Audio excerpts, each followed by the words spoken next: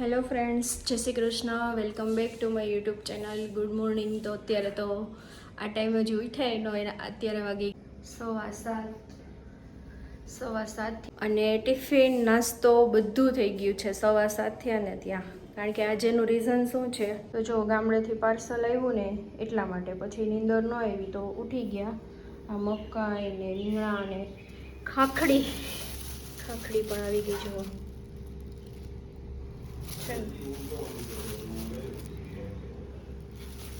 અને આમાં અહીંયા લાડવા તો મૂકી દો. લાડવો નથી લઈ જાઓ, લાડવો લઈ જાઓ ટિફિનમાં મૂકી દો. અને આમાં છે ગાજર કોથળામાં, જો ગાજર ને બીટ છે ને ટમેટા ને એક કાચું પપૈયું ને એક પાકલ પપૈયું અને મકાઈ ને એક દૂધી. છાસના જો 3 શીશા ઉપર એક નીચે એક, 3 શીશા છાસના. ફ્રીજ આખું ભરાઈ ગયું ફરીથી. અને અહીંયા જો દૂધ, આ એક તપેલું, આ 2 તપેલું. આનો વિચાર છે કે આઈસ્ક્રીમ બનાવીશ, કોઠી આઈસ્ક્રીમ ને શ્રીખંડ પણ. હવે જોઈશ. આ જો બીટનું કર્યું છે, બીટનું પાવડું કર્યું ને ખમણ અત્યારમાં તો. એટલે આ 2 તપેલા આવ્યા છે આખા દૂધના. અને અહીંયા મારું ટિફિન પણ રેડી થઈ ગયું છે, જેમાં દહીં છે, પછી શું કહેવાય નાસ્તો છે, પછી મિક્સ સબ્જી કરી છે, સંભારો, રોટલી, છાશ, આટલી વસ્તુ છે. અને અહીંયા છે ને બીટનું ખમણ કરી નાખ્યું. આની સુકવણી કરવાની છે બીટના ખમણની. તો ચલો ફ્રેન્ડ્સ, હવે કામે વળગી જાઉં. પહેલાં વાસણને ઉટકી નાખું. વાસણનો જો ઢગલો, ગામડેથી બધું આવ્યું હોય ને તો વાસણનો ઢગલો છે. બસ હવે ટિફિન પેક કરી લઉં. ટિફિન પેક કરીને અને પછી વાસણ કરી નાખું, કપડાં મશીનમાં નાખી દઉં ને કામ સ્ટાર્ટ કરી દઉં. એવું છે. તો ચલો મળીએ પછી. હેલો ફ્રેન્ડ્સ, તો અત્યારે વાગી ગયા છે 3:45 અને ઉઠીને ફ્રેશ થઈને આમ જો કપડાનો ઢગલો છે એક દિવસનો. તો બસ હવે કપડાનો ઢગલાને સંકેલી નાખું અને પછી હું આગળનું કરું.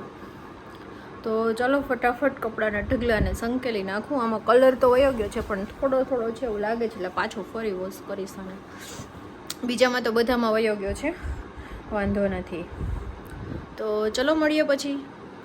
સોડા જે એકદમ યુનિક છે, ટેસ્ટી છે અને બધાને ખૂબ જ ભાવશે. બાળકોને તો ખૂબ જ, અને ગરમીમાં ઇવન સાંજના ટાઈમે, બપોરના ટાઈમે ખૂબ જ સરસ ભાવે છે.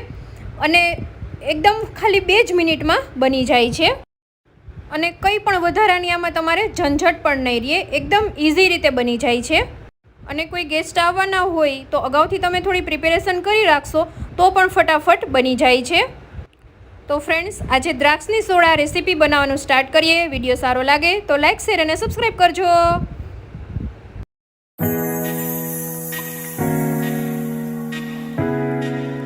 તો ફ્રેન્ડ્સ, મેં 1 કપ છે ને દ્રાક્ષ લઈ લીધી છે, લીલી દ્રાક્ષ લીધી છે.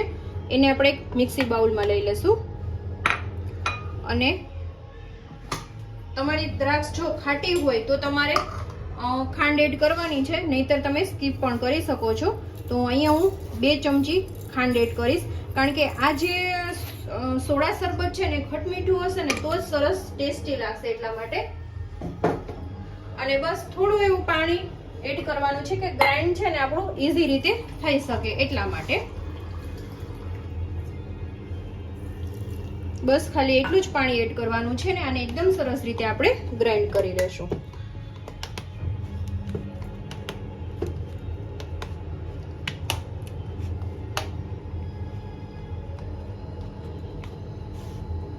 તો જો આ રીતના એની છે ને થિકનેસ રાખવાની છે. અને આમાં થોડાક બીટ્સ તેના દ્રાક્ષના રહી જશે ને તો બહુ જ સરસ લાગશે ખાવામાં તમને. હવે એક જાર લઈ લેશું આપણે.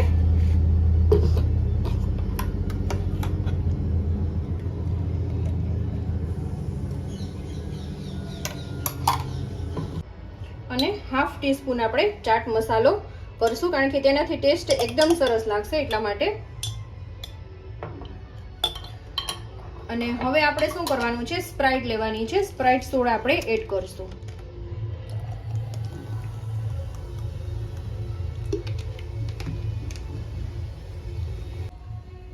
તો ફ્રેન્ડ્સ, આપણું દ્રાક્ષ સોડા બનીને રેડી થઈ ગઈ છે. એકદમ સરસ ટેસ્ટી લાગશે.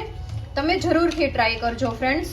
અને ગરમીમાં આવી રીતના નવીન કંઈક પીવાની ખૂબ જ મજા આવે છે, ખૂબ જ ઈચ્છા થાય છે ફ્રેન્ડ્સ. તો આઈ હોપ કે આજની રેસીપી તમને સારી લાગે ફ્રેન્ડ્સ. તો અત્યારે થોડુંક રેઝિનનું કામકાજ મારું ચાલુ છે, તો એ કામકાજ કરું છું હું રેઝિનનું. તો એ કરી લઉં. એક ફોટો ફ્રેમ આવી રીતના બનાવી છે, તો એનું કામકાજ ચાલુ છે.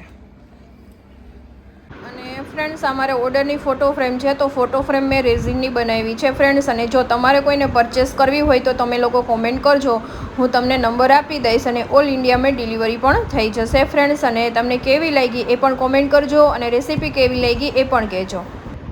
તો ફ્રેન્ડ્સ અત્યારે વાગી ગયા છે 7:30 અને હવે મારે વાસણની ખાટલી અત્યારે છે ગોઠવવી છે. અને બીજું એ છે કે રસોઈમાં હવે શાક તો પડ્યું છે, ખાલી ભાખરી કરી નાખો એવો વિચાર છે. હવે શું કરું, પહેલાં વાસણની ખાટલી ગોઠવું ને પછી આગળનો વિચારું કે શું કરવું એ. ફ્રેન્ડ્સ તો અત્યારે વાગી ગયા છે 9 અને હજી જમવાનું બાકી છે. હજી મેં જસ્ટ ભાખરી બનાવી, હવે આવશે એટલે જમી લેશું. અને વિડીયોને અહીંયા એન્ડ કરું છું ફ્રેન્ડ્સ. વિડીયો સારો લાગ્યો હોય તો લાઇક, શેર અને સબસ્ક્રાઈબ કરવાનું બિલકુલ ભૂલતા નહીં. તો મળતા રહીશું એક નવા ફ્રેશ વ્લોગ સાથે. ત્યાં સુધી બાય બાય, જય શ્રી કૃષ્ણ.